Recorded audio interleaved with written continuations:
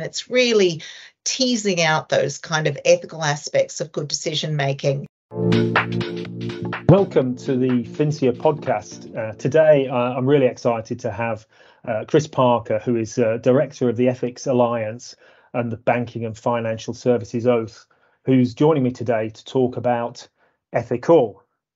Cris, fantastic to talk to you again. Good to be here.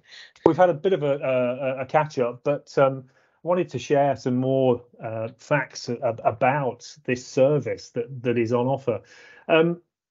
Where did it come from? When was it set up, and can you give us a bit of background? Yeah, sure. So Ethi-call, well, to start off, I'd just like everyone to know that it's completely free.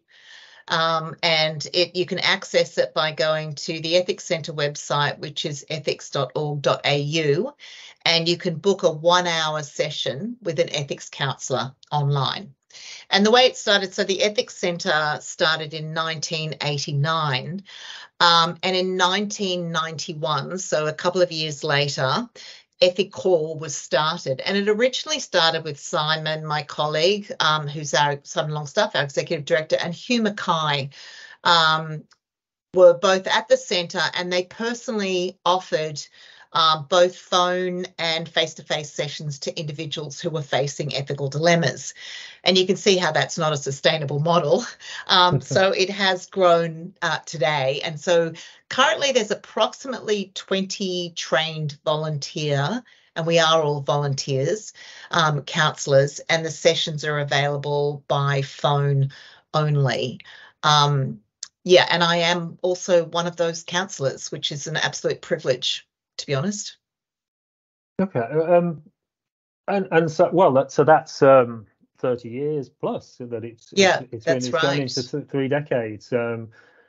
Probably difficult to put a figure on how many people have used the service, or I'm not sure. Maybe you have. Well, no, that might be a little bit hard, but we can look at a year, for example. Yeah, so if we look at last year, there were 400 calls that were made, which is about 35 calls a month.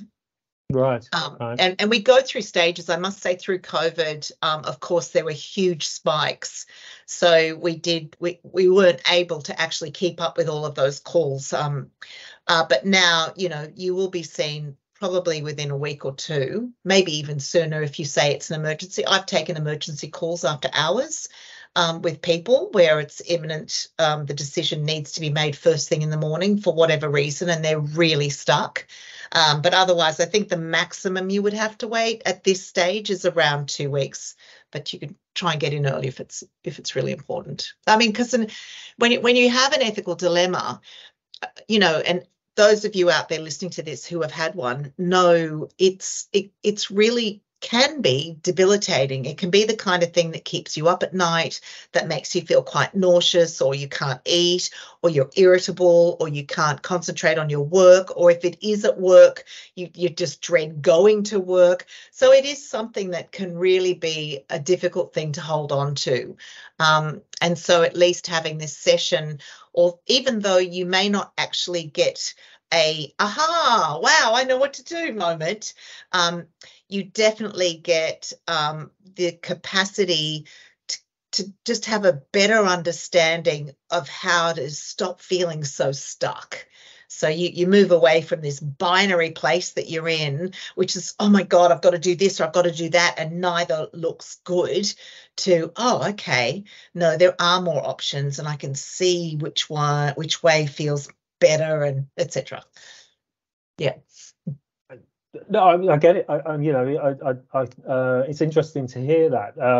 One thing I was thinking about, and I wasn't 100% certain about this, is it essentially for business, or is it, do you have personal inquiries?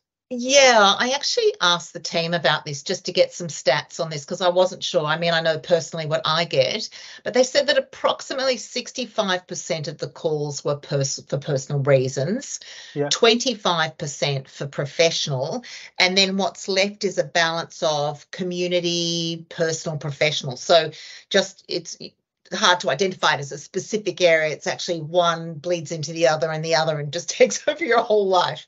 But that the personal calls, I know personally that I've had, a lot of it is around end of life decisions. A lot of it is around that kind of idea of, I promised my mother I would never put her in a home, and now I actually feel like I have no choice and I'm breaking my promise to her.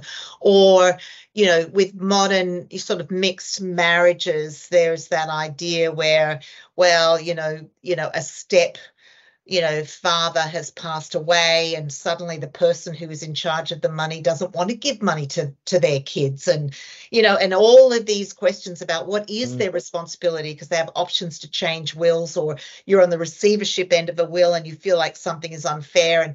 And so there's a lot of those kind of difficult discussions about working with family members when you're dealing with loved ones going through really difficult times, and managing all those trade-offs. And then the professionals that I've had is often around the kind of whistleblowing sort of stuff.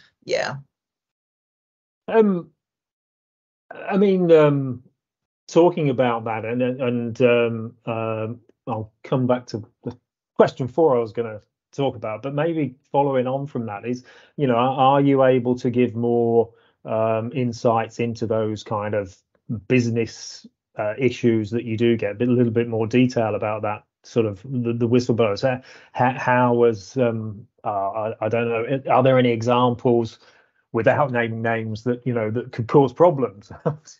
It is a really difficult one, because it is obviously confidential, and it's not my place to speak to any of it specifically. But there are those kinds of things where there might be somebody who sits in, let's say, on a board, for example, and it's come to light that one of the other members of the board is involved in an area that goes against the values of the organization, for example, something like that. Or, and what do you do? But they're a really valued member of that team, so how do you manage that? Or there might be, there is that kind of idea of, I've done this work for this person, and they've now gone and taken my work and put their name on it, and have moved on with that, and they're getting their own credit for that, which is significant, and it could have been mine, so suddenly it's like, well, if you say something, you're kind of shooting yourself in the foot potentially, but if you don't say something, what does that make you feel about your own sense of professionalism and worth? So there's those kinds of things as well. Or, it's those times in business where practices, where self-interest comes to play in some respect, and ultimately the recipient of that is going to be someone who feels like they've been unfairly treated in some way. And in business, do you suck that up? I don't mean that, but, do you suck that up? For your own self-interest, for the pursuit of your own personal career? Or is it something that means enough to you to say, you know what, I have to say something here? And sometimes it's hard to manage that, because you have to, see what that trade-off of values is. I can imagine those. I think people listening would agree. Hopefully there's not many, who are really struggling. But if people do have those kind of issues, it's where do you turn to if the something is not working for you in where you are working, and you feel that kind of way? And it's great to know that there is this kind of confidential service, And I think that the thing is too, it's really important to understand that the service, we provide no solutions, we provide no advice. Of course, there are times where we might be able to, if it's actually not an ethical dilemma, which often it's not actually an ethical dilemma, and so we work with the client to see what other resources they might be able to access to help. But for those true ethical dilemmas, it's about helping the caller or the client get a better understanding of their own values. and where their priorities lie, and whether, what is their ethical default? Are they looking for an outcome? Is it someone's rights that they're concerned about? Is there duties and obligations they've not considered? And it's really teasing out those kind of ethical aspects of good decision making. And often, just ideas, have you thought of this? And so they actually, as you're having the caller will often very subtly drop all these ideas, but has never thought of them as ideas. And so when you come back and say, well, you did say this and you did say that, they go, oh, right, I have got the answers. It's just helping kind of put the emotion to the side for a minute and say, okay, you're really emotional about this. We'll just park that here for a minute, not denying it, but parking it. Now let's look at the facts and the assumptions. And that's what we get trained to test and challenge those assumptions. I suppose then you're empowering them to make those ethical decisions. That's right. Because they probably have the tools to do it. You just don't know it, and you just have to, as you said, I think, tease it out. So and emotion clouds a lot. Anyway, go ahead. Sorry. No, I think it's an incredible, fascinating area, and very important. So, I mean, the thing that I was going to add, we've talked about how long it's been going and the number of people you help. Clearly, you must have some rigorous controls about how you need to be able to operate as a counsellor. Have you got formal training? And on the back of that, are you looking for more people to act as volunteers? Yes, so currently we're not looking per se, because as a not-for-profit, the Ethics Centre actually relies on funding for this program.